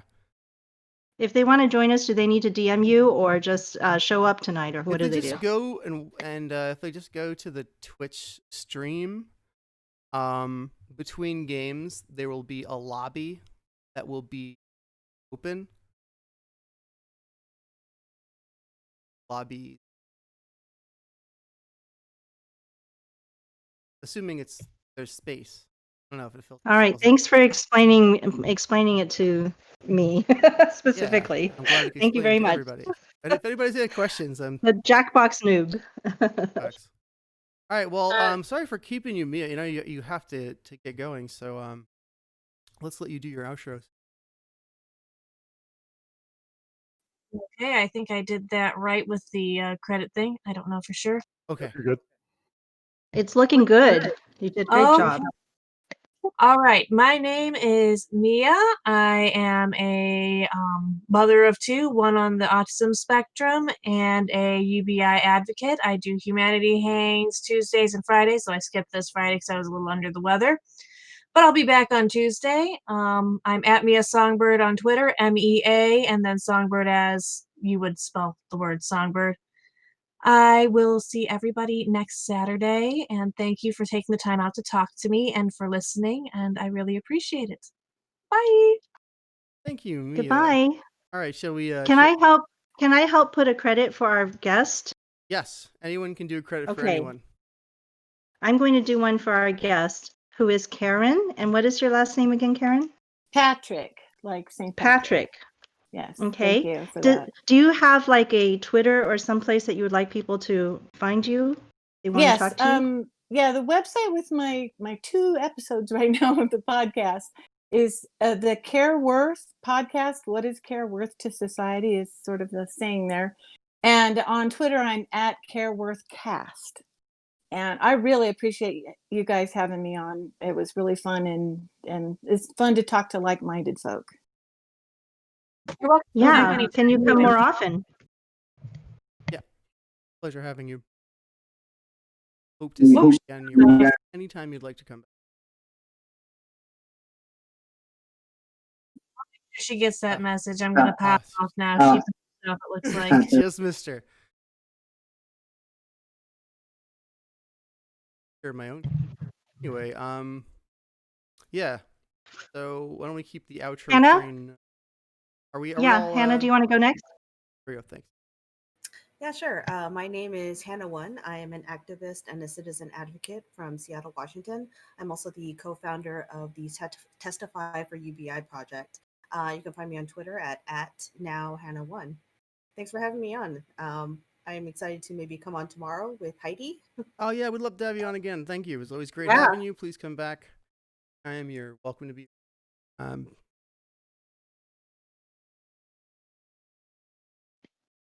Moto, have you done your outro yet? Yep. I am Moto. I am Shale's Dungeon Master, and I am at Moto motes, MOTO _ MOTES. Oh, hysterical. I'll go and do my outro next. I'm Sheridan Lund. You can find me on Twitter at JSaberGamer and on Patreon at patreon.com/notpublic. And I'm not going to be able to make it to those Jackbox games tonight because I'm also playing some D&D tonight. Well, you got to prioritize, right? Oh yeah, I'm not DMing anymore, so Or the I'm party not needs you. surprised. So I'm Ariel. You can find me on Ariels on Twitter, and it's just one word. So that's ARIELS and AERIALS. That's Twitter, and also same thing on YouTube, and Revolutionary Thingy on YouTube as well. Have it in the credits. And I'm Faye Koo at Palestine Math on Twitter.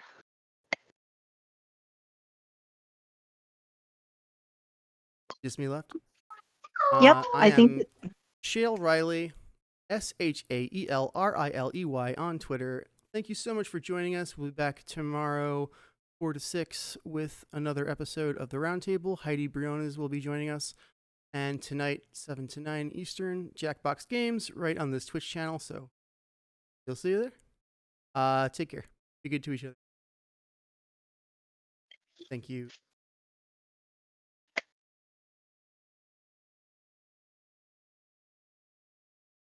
Craig leave? Didn't make a sound. All right.